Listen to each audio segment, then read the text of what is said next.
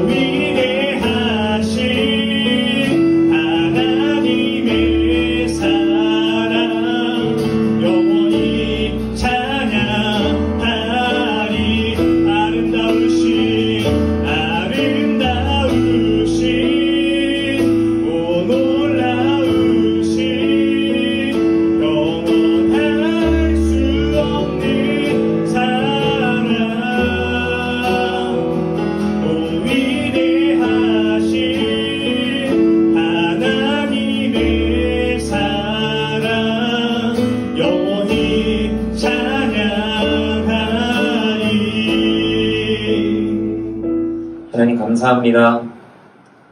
하나님이 너무나 부족한 종입니다. 하나님 설 수도 없습니다. 그러나 이 자리 가운데 서게 하시고 하나님의 말씀을 대언하게 하시니 감사합니다. 오늘 이것 가운데에 말씀을 듣는 이들의 귀를 열어주셔서 주의 말씀을 청종하게 하시고 주의 음성에 귀 기울이게 하여 주십시오. 그리고 이 말씀의 씨앗이 마음각 가운데에 잘 심겨지게 하여 주시고 잘 자랄 수 있도록 열매 맺을 수 있도록 하나님 은혜의 단비를 허락해 주시옵소서. 감사합니다. 이 모든 말씀 예수 그리스도 이름으로 기도합니다. 아멘. 네, 오늘 설교 제목은 하나님 알아가기 1입니다. 1. 제가 또 언제 할지 모르겠지만 또 언제 할 날을 기대하면서 제목을 정해봤어요. 그리고 또 이렇게 정한 이유가 있겠죠? 하나님을 아는 것이 중요해요. 아는 것이. 하나님이 어떠한 분이신지 우리에게 어떤 일을 행하셨고 또 이 말씀을 통해서 우리에게 어떤 말씀을 하셨는지 알면 하나님을 신뢰할 수가 있어요. 그리고 믿을 수 있어요. 왜냐하면 여러분 믿음은요 들음에서 나요. 지금 저를 통해 여러분들에게 하는 말씀 또 여러분들이 뭐 가끔 가다가 뭐 큐티도 하거나 뭐 성경 읽을 거 아니에요. 그 가운데 여러분들 영혼에게 하시는 그 말씀을 들을 때 우리는 하나님을 알 수가 있고 우리는 하나님을 믿을 수 있게 됩니다. 그래서 그럼 성경 뭐 한 권, 어떤 한 권을 특정하게 좋아하는 것도 너무나 중요하지만 성경을 고르게 아는 것이 그래서 굉장히 중요해요. 그래서 66권의 성경 중에 룻기라는 성경은 여러분에게 아마 익숙치 않은 성경이라고 생각돼요. 룻 들어보신 분? 창세기에 나오는 롯 말고 룻 처음 들어보죠? 그쵸? 그리고 이 룻기는요 내용량으로 봐도 4장밖에 안 돼요. 그래서 다른 성경보다 조금 덜 중요하게 생각될 수 있는 성경이에요. 하지만 이 룻기는 우리에게 정말 귀한 하나님의 은혜를 알게 해줘요. 그리고 예수님의 십자가 사역, 예수님의 십자가 사역과 이 룻기가 무슨 관계가 있나 싶겠지만 그 예수님의 십자가 사역은 이 룻기를 빼놓고는 이해하기 어려운 부분이 있어요.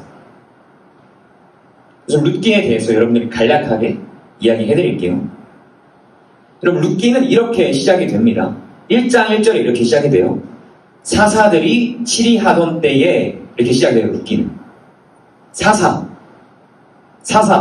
뭔지 아세요? 사사? 어디서 들어보지 않았어요? 오늘 수련회 가서 정말 많이 들었는데 여기 손가락을 못 꼽아요. 진짜로. 사사는 여러분이 너무나 잘 알고 있어요. 이미 드보라, 기드온, 삼손 이런 사람들이 사사예요. 그 사람들이 사사입니다. 그 사람들이 다스리고 있던 그때를 배경으로 하고 있는 이야기가 이 룻기예요. 여러분 그 사사들이 다스리고 있는 그 사사시대 그때는 단 한 문장으로 표현할 수 있습니다. 사사기에서 그 시대를 뭐라고 표현하냐면 자기 소견에 옳은 대로 행하였더라 라고 이야기하고 있어요. 그 사사 시대를 분명히 하나님께서 이스라엘 백성의 왕이 되어주셨어요. 그리고 이스라엘은 하나님의 백성이 됐죠. 여러분 백성은 왕의 뜻대로 살아야 되잖아요. 그렇죠? 왕이 세운 그 법대로 살아야 되고 하지만 이스라엘은 하나님의 백성이지만 그 왕이신 하나님의 뜻이 아니라 자신들이 하고 싶은 대로 보기 좋은 대로 그렇게 살아갑니다. 자기들 마음대로 살다 보니까 하나님과 맺은 그 언약, 그 약속은 잊어버려요. 이스라엘 백성이. 그리고 하나님은 거들떠 보이지 않아요. 하나님을 천하게 여깁니다. 죄를 지어요. 그 결과 하나님은 다시 이스라엘을 자신에게 되돌아오게 하시려고 그 주변에 있는 뭐 블레셋, 뭐 모압 이런 나라들을 통해서 이스라엘을 심판하세요. 치세요. 이스라엘을. 그 사상 여러분 언뜻 기억나시죠? 그 이스라엘을 고통받으면 이스라엘은 어떻게 하겠어요? 힘들다고 부르짖어요. 그렇게 부르짖은 그 기도에 하나님은 또 응답하셔서 이런 아까 제가 이야기한 뭐 드보라, 삼손, 기돈 이런 사람들을 세우셔서 이스라엘을 다시 구원하십니다. 하지만 이 사이클이 반복이 돼요. 사사기 안에서. 하나님의 구원을 경험함에도 점점 더 깊은 죄악에 빠져요, 이스라엘. 잔인하고 무자비하고 음란이 가득해요. 그 사사시대 안에. 그 사사시대는 이스라엘 역사에 있어서 가장 암울하고 어두웠던 그 시대이자 우리가 지금 함께 나누고 있는 이 룻기라는 이 성경의 배경입니다. 이것을 잘 기억해 주세요. 여기까지 따라오셨죠? 네, 사사시대는 그런 시대, 그리고 이 룻기는 그 사사시대를 배경으로 합니다. 네, 1장 2절에는요, 이제 그 등장인물들이 나와요, 이 룻기에. 나오미와 엘리멜렉이라는 사람이 있어요. 그리고 그 둘의 아들인 말론과 기륜. 이 사람들이 이스라엘의 베들레헴이라는 동네에서 살다가 흉년이 들자 하나님이 주신 자신의 땅이 아닌 이방 나라로 가서 살아요. 이방 나라인 모압으로 가서 살아요. 그렇게 이 사람들이 잘 사는가 싶더니 10년째 되는 해에 갑자기 그 나오미의 남편이었던 엘리멜렉과 나오미의 아들이었던 말론과 기륜이 죽게 됩니다. 그래서 그 가정에는 그 나오미와 그 말론과 기륜의 그 아내들만 남아요. 여자들만 남은 거예요. 그 가정은 이제 끝인 거예요. 지금 여러분 그렇게 생각하실 수 있죠. 뭐가 끝이냐, 직장 구하고 다시 열심히 살면 되지 라고 생각하겠지만 저 당시, 지금으로부터 약 3000년 전이에요. 저 때는.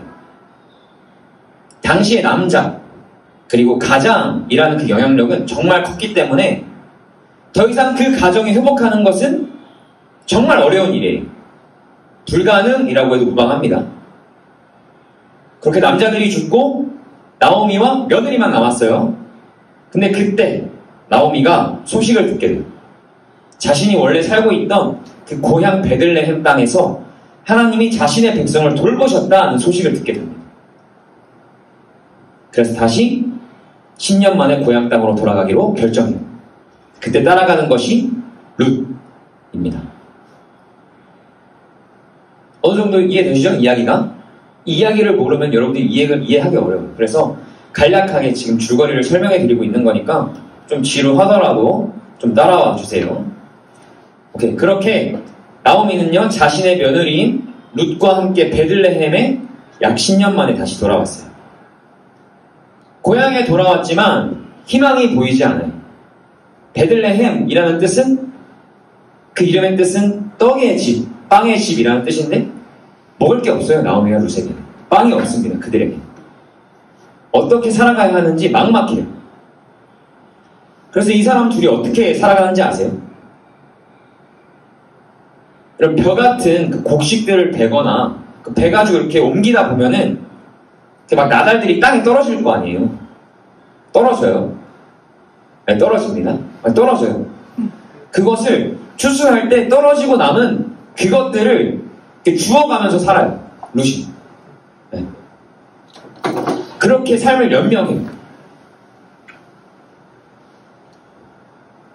성경을 잘 아는 분들은, 아니 이스라엘 백성은 각 가정마다 분배받은 땅이 있는데 그 땅은 어떡하고?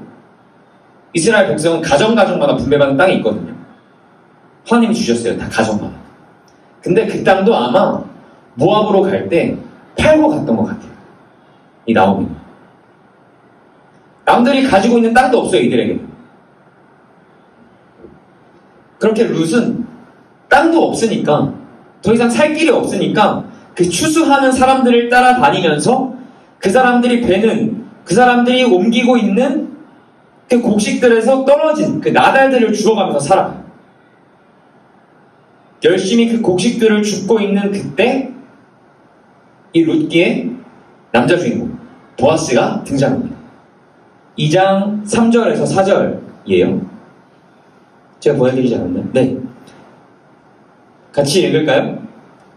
모압 여인 룻이 나오미에게 이르되 원하건대 내가 밭으로 가서 내가 누구에게 은혜를 입으면 그를 따라서 이삭을 줍겠나이다 하니 나오미가 그에게 이르되 내 따라 갈지어다 하매 룻이 가서 베는 자를 따라 밭에서 이삭을 줍는데 우연히 엘리멜렉의 친족 보아스에게 속한 밭에 이르렀더라.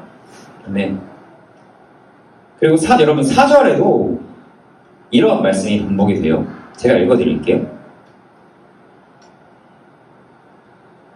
마침 보아스가 베들레헴에서부터 와서 베는 자들에게 이르되, 다시 마침 보아스가 베들레헴에서부터 와서 베는 자들에게 이르되. 여기서 우리는 이 3절에 있죠? 우연히, 그리고 4절에 마침이라는 단어에 집중하고 싶어요. 여러분, 룻은요, 추수하는 사람들이 그 가는 곳을 따라다니면서 이번엔 저 사람 저 밭 가네? 이제 저 밭 가네? 하면서 우연히 따라다니다 보니까 우연히 보아스의 밭에서 그 떨어진 것들을 줍기 시작해요. 룻이 열심히 줍고 있는데 마침 보아스가 자신의 밭에서 추수를 잘 하고 있는지 살펴보러 밭에 옵니다. 다시 우연히 룻은 보아스의 밭에 들어갔어요. 근데 마침 보아스가 일하고 있는 룻과 만납니다. 이 둘이 만난 것은 정말 우연이었을까요? 그냥 얻어걸린 상황이었을까요? 지금 만난 이들에게는 우연이었겠죠? 하지만 하나님은 이렇게 이 둘을 만나게 하세요. 우연? 하나님에겐 우연이란 없어요. 하나님은 우연을 가장한 필요,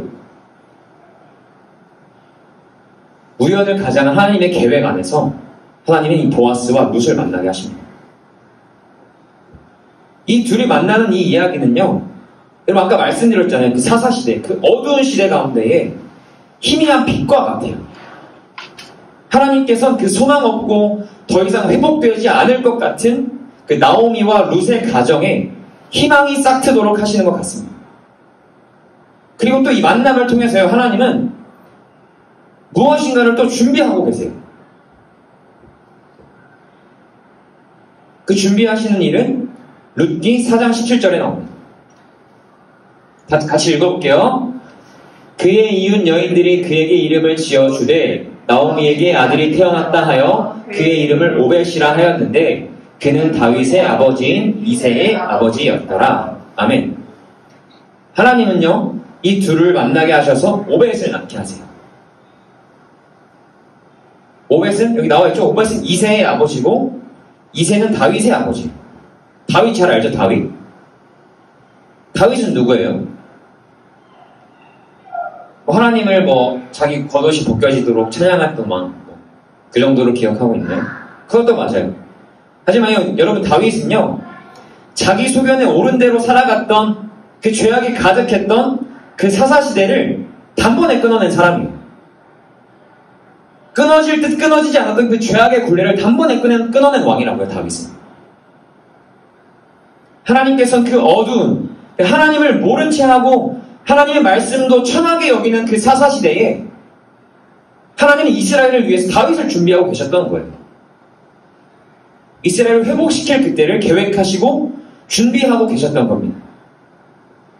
그러니까 우리의 삶 가운데도 이런 다윗을 준비하고 계신다고요, 하나님.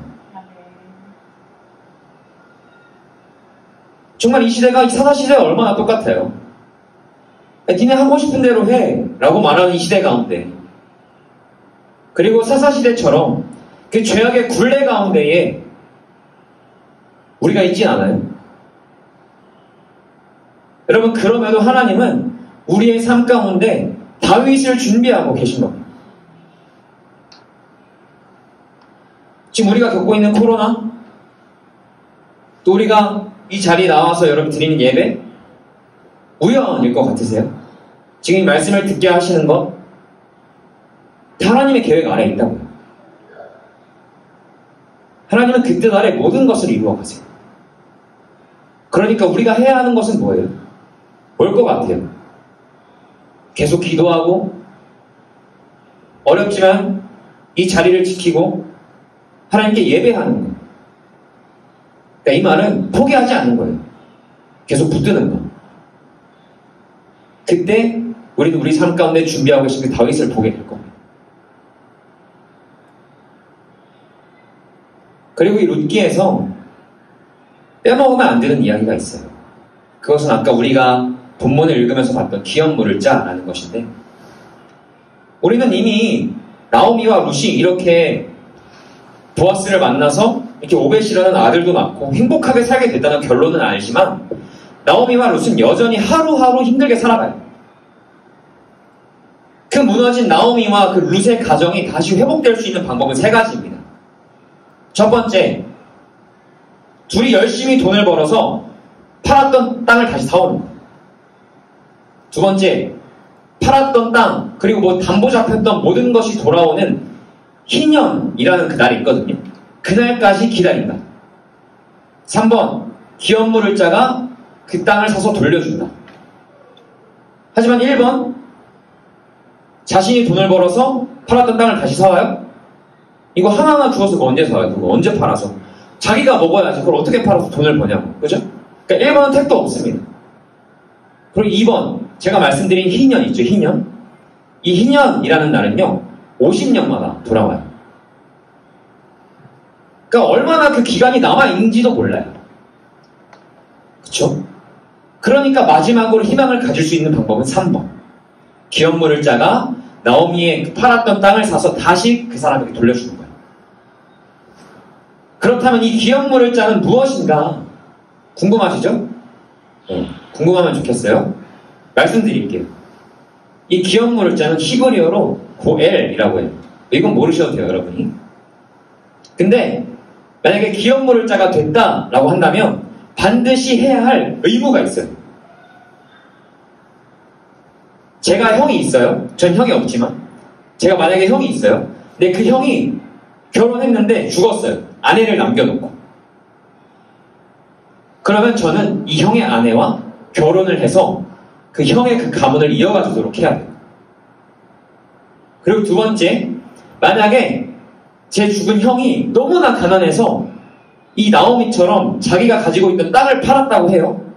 그러면 그 기업물을 짜는 다시 그 땅을 사와야 되는 거예요. 무조건.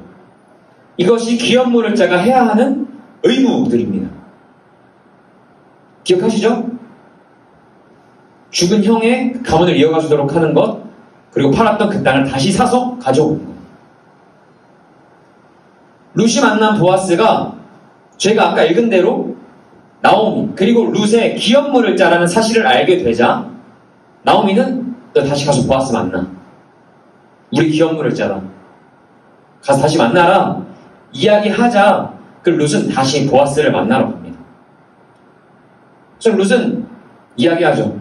당신이 우리의 기업물을 짜입니다. 저를 겉옷으로 덮어주세요. 뭐 이런 말을 해요. 그래서 보아스가 그래 좋다. 알겠어. 내가 너의 기업물을 짜가 되어줄게.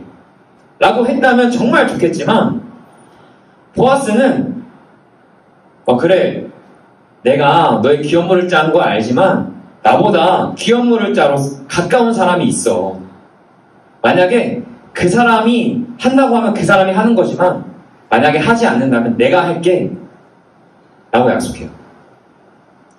뭔가 희망이 생긴 듯 또 생기지 않은 듯 그렇게 만남을 뒤로 하고 다음날 보아스는 성문으로 가요. 그래서 자기가 말한 그 자신보다 가까운 그 기업물을 짜를 만나서 그 사람에게 묻습니다. 야, 너 나오미 그리고 룻 걔네 기업 물을래? 걔네 땅 살래? 라고 하자 그 사람이 이렇게 대답해요. 그래? 그 땅 괜찮던데? 내가 살게 라고 하거든요. 그런데 그 사람은 아마 기업물을 짜에 대해서 잘 몰랐던 것 같아요. 4장 5절에서 6절 좀 읽어볼까요? 같이 읽겠습니다. 보아스가 이르되 내가 나오미의 손에서 그 밭을 사는 날에 곧 죽은 자의 아내 모압 여인 룻에게서 사서 그 죽은 자의 기업을 그의 이름으로 세워야 할지니라 하니 그 기업물을 짜가 이르되 나는 내 기업에 손해가 있을까 하여 나를 위하여 물으지 못하노니 내가 물을 것을 내가 물으라 나는 물으지 못하겠노라 하는지라. 아멘. 산다고 했다가 보아스가 야 근데 너 그거 사면 네 이름이 아니라 죽은 사람의 이름으로 세워야 돼 라고 하자 자신은 못하겠다고 합니다. 이해가 안 되시죠? 이게 뭔지?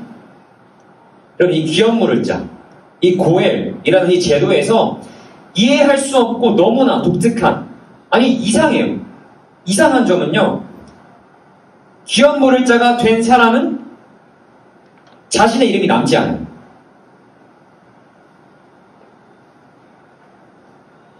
형이 죽고 제가 형의 아내와 결혼을 했잖아요. 그러면 제 이름은 더 이상 남지 않는 거예요. 저는 형의 이름으로 살아가야만 합니다. 그리고 제가 땅을 사요. 죽은 형의 땅을 사요. 그러면 그 땅도 제가 제 돈을 주고 샀는데 제 이름이 아니라 그 원래 주인의 이름으로 산 것이 됩니다. 그리고 제가 갖는 것이 아니라 그 가정에게 돌려줘야 돼요. 이 기업물을 자는 더 이상 자신의 이름이 남지 않습니다. 족보에서도 지워져요. 이름이. 역사에서도 그 이름은 사라지게 됩니다. 왜? 나는 다른 사람이니까. 자신이 기업물을 자가 되기로 결정했다면 그 사람은 반드시 자신의 전 재산을 털어서라도 아까 말씀드린 그 의무를 행해야 돼요. 반드시 사와야 돼요. 반드시 되찾아야 해요. 자신에게 남는 것은 없습니다.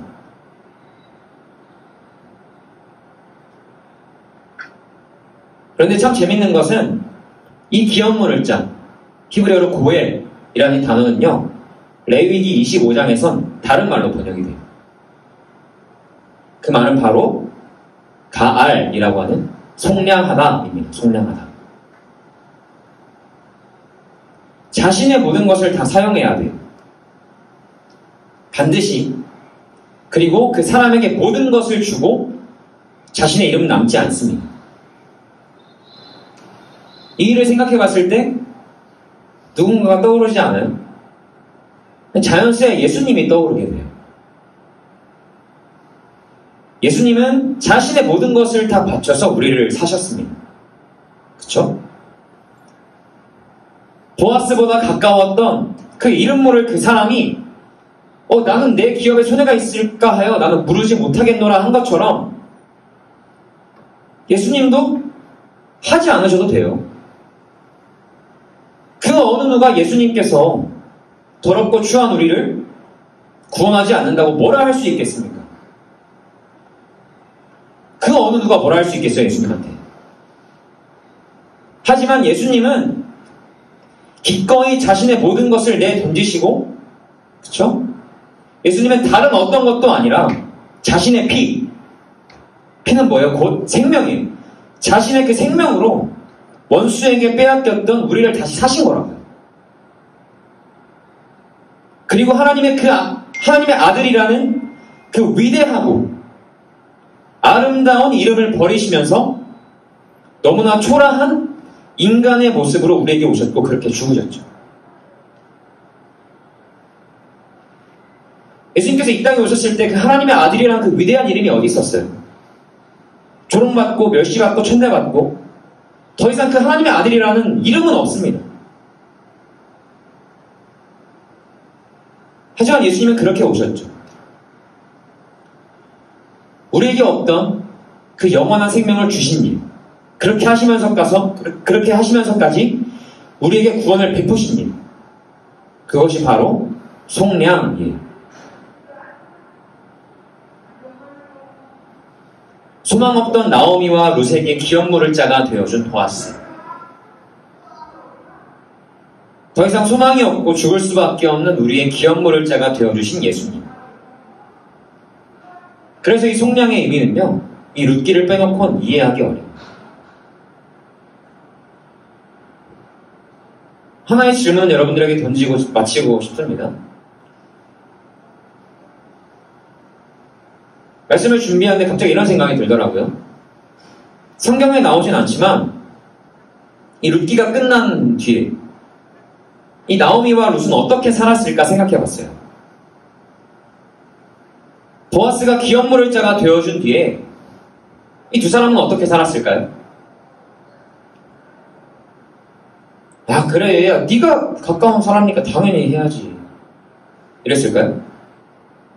그렇게 생각하면서 호의호식하고 뭐 당연하게 여기면서 막 살았을까요? 나오미와 룻이? 그러면 안 되는 거잖아요.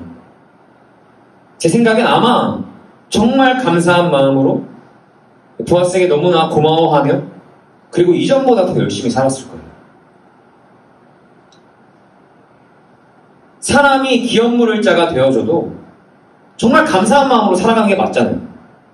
그쵸? 이전보다 더 열심히 살아가는 게 맞잖아요. 그쵸? 그런데 우리를 속량해 주신 분은 예수님이라.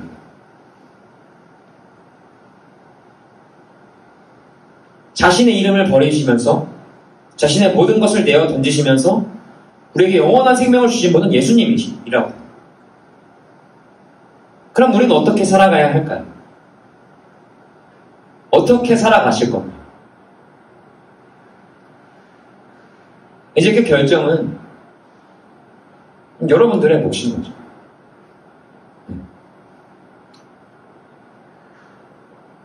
이 말씀을 듣고 예수님께서 어떠한 분이신지 여러분들이 더 알았다면 그 말씀에 반응하여서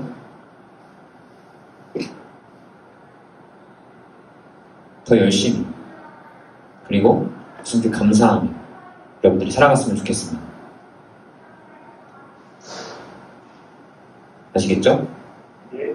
제가 기도하고 마치도록 하겠습니다. 예수님, 우리의 기업 물을 자가 되어주셔서 감사합니다.